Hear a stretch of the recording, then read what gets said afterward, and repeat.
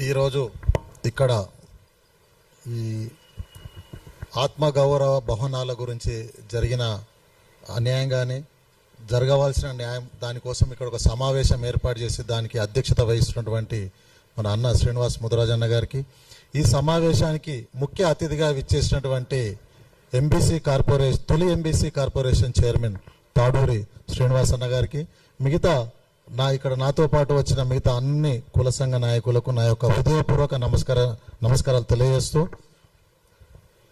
ఏదైతే గత ప్రభుత్వం అక్కడ చాలా వెనుకబడిన కులాలకు ఆత్మ గౌరవ భవనాలు నిర్మించాలనే ఉద్దేశంతో స్థలాలు కేటాయించి అక్కడ కోకాపేటలో కానీ ఉప్పల్ బాగాయత్లో కానీ అక్కడ కొన్ని కులాలకు ఇక్కడ కొన్ని కులాలకు స్థలం కేటాయించడం జరిగింది. ఆ స్థలం కేటాయించినప్పుడు ప్రభుత్వం, ఇందాక మన అన్నవారు చెప్పినట్టుగా, ప్రభుత్వమే బాధ్యత తీసుకొని భవనాలు నిర్మించి కుల సంఘాలకు గనక అప్పజెప్పిన ఉంటే ఇవాళ దాంట్లో కుల సంఘాలు సమావేశాలు కానీ హాస్టళ్ళు కానీ లేకుంటే ఇంకా వాళ్ళ కులాలకు సంబంధించిన వృత్తులకు సంబంధించి అక్కడ మన శిక్షణా కేంద్రాలు కానీ లేక ఇంకా పరిశోధనా కేంద్రాలు కానీ పెట్టుకోవడానికి అవకాశం ఉండే. ఎందుకంటే ఆత్మగౌరవ భవనం అంటే ఓన్లీ భవనం చూసుకుంటే కాదు, ఆ భవనం ద్వారా ఆ కులానికి సంబంధించిన చాలా యాక్టివిటీస్ ఇక్కడ హైదరాబాద్లో ఉంటే కనుక ఆ కులం ఇంకా చైతన్యం పొంది ఆర్థికంగా కూడా ముందుకు పోయే అవకాశాలు ఉన్నాయి. దాన్ని కాకుండా ఆ రోజు ఏం చేసినారంటే, మాకు కుమ్మరి కులానికి జరిగిన ఒక సంఘటన చెప్తాను.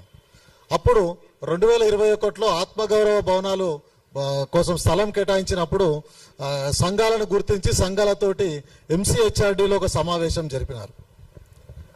అయితే మా కుమ్మరి కులంలో ప్రభుత్వంచే గుర్తింపు పొందిన 2 సంఘాలు ఉన్నాయి. ఆ 2 సంఘాలను ఇన్వైట్ చేశారు అక్కడికి. తెలిసిన అప్పుడు అక్కడ ఆ సమావేశం మన ప్రిన్సిపల్ సెక్రటరీ బుర్రా వెంకటేశం గారి ఆధ్వర్యంలో సమావేశం జరిగింది. దానికి మంత్రులు కూడా రావడం జరిగింది.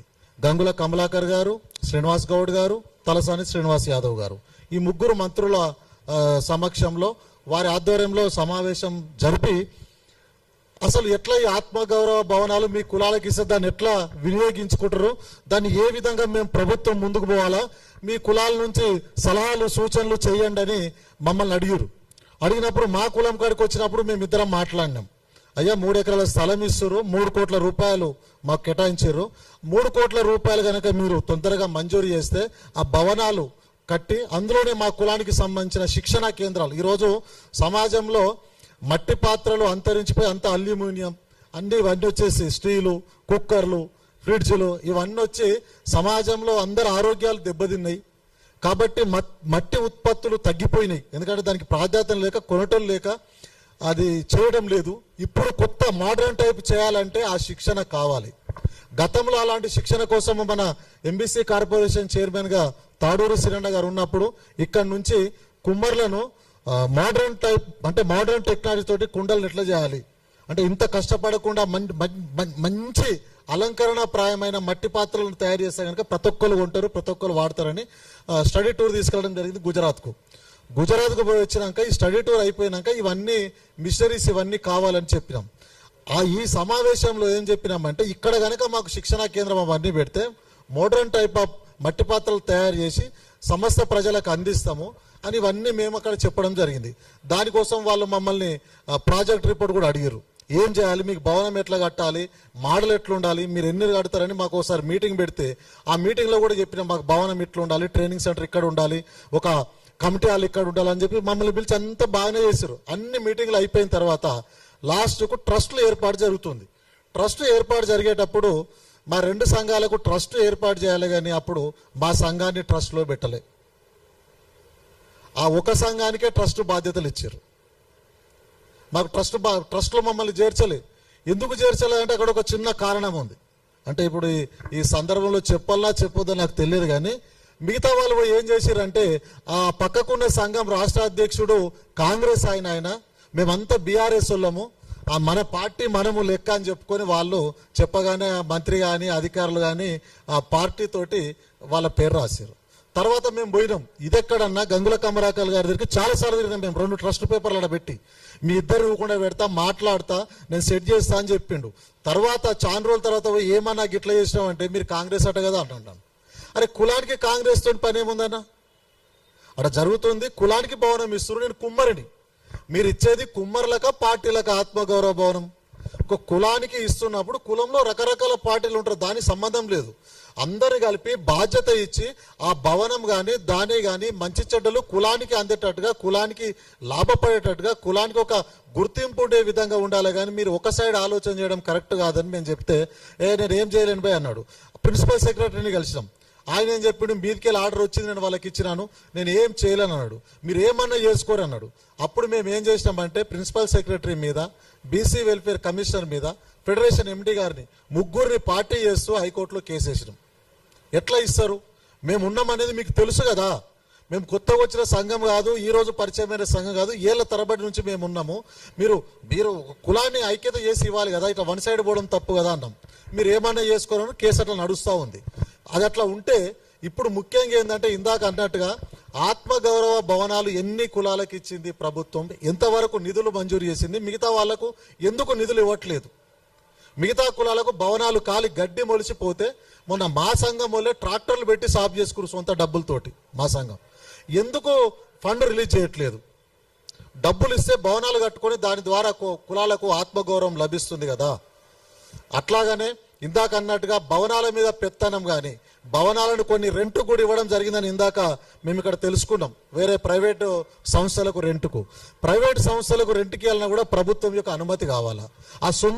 ఆ ట్రస్ట్కు అన్ని అధికారాలు ఉండకూడదు. ఎందుకంటే ట్రస్ట్లో 10 మంది ట్రస్ట్లో ఉంటే కులం, ఆ భవనం అనేది యావత్ తెలంగాణ కులానికి సంబంధించింది. నిర్ణయం తీసుకుంటే ఆ కులమంతా తీసుకోవాలి. కానీ ఆ 10 మందో 20 మందో సొంత లాభాపేక్షకో తన రాజకీయం కోసమో ఎవరో చెప్తే వాళ్ళు నిర్ణయాలు తీసుకొని మన ఆత్మ గౌరవ భవనాన్ని యొక్క గౌరవాన్ని తగ్గిస్తే కులానికి చెడు చేసిన వాళ్ళు అవుతారు. ప్రభుత్వాలు కూడా పరోక్షంగా దానికి సహకరించినట్టు అవుతుంది. కాబట్టి ప్రభుత్వం బాగా ఆలోచన చేసి ఆత్మగౌరవ భవనాలను వాళ్ళ సంరక్షణలో ఉంటూ దాని బాగోగులు చూసుకునేది మేము, దానికి ప్రతి రూపాయి ప్రభుత్వం ఇవ్వాలి. ఇందాక అన్నగారు అన్నట్టుగా మీరు లక్ష చేసుకొని కట్టుకోండి అంటే మళ్ళీ ఇప్పుడు కులము మళ్ళీ అడుక్కోమని చెప్తుంది. అడుక్కునే వృత్తిని మళ్ళీ ప్రభుత్వం నేర్పుతుంది మనకి. అయ్యా, భవనం ఇచ్చి 3 కోట్ల రూపాయలు మా కుమ్మరి కులానికే మంజూరు ఇచ్చి జీవో ఇచ్చి 3 కోట్ల రూపాయలు ఇవ్వకపోవడానికి కారణం ఏంటి? అంటే అడిగేవాడు లేడనా, లేకపోతే ఏ ఉద్దేశం ప్రభుత్వాన్ని? ఇస్తే ఆత్మగౌరవం ఏర్పడుతుంది, ప్రభుత్వమే చూసుకోవాలి. దాని ద్వారా ప్రతి కులానికి ఒక గౌరవం లభిస్తుంది. ప్రతి కుల భవనంలో కూడా ఆ కులం యొక్క యాక్టివిటీస్ దాంట్లో ఉండాలి. అక్కడ హాస్టల్ ఉండాలి. ఎక్కడెక్కడి నుంచో విద్యార్థులు మారుమూల ప్రాంతం నుంచి హైదరాబాద్లో వచ్చి చదువుకోవాలంటే చాలా ఇబ్బంది అవుతుంది.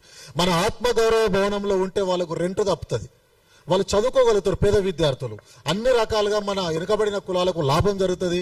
కాబట్టి ఆత్మగౌరవ భవనాలను తొందరగా నిర్మించి కులాలకు అప్పచెప్పి దానికి సంబంధించిన రక్షణ మాత్రం కులానికి అప్పచెప్పి బాధ్యతలు ప్రభుత్వం దగ్గర ఉంటే ఏ డిస్టర్బెన్స్ లేకుండా భవనాలు బాగా సాగుతాయని నేను తెలియజేస్తూ, ఈరోజు మా కులాన్ని కూడా మా సంఘాన్ని కూడా ట్రస్ట్లో ప్రభుత్వం చేర్చాలి. ఇట్లా కులాల్లో చిచ్చు పెట్టే ఆలోచన ప్రభుత్వాలు చేసినాయి.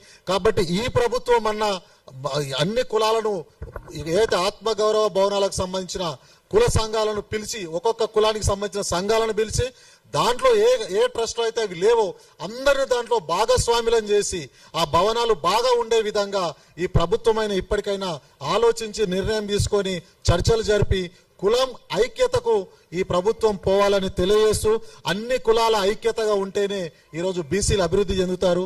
కాబట్టి కుల ఐక్యత ముఖ్యం.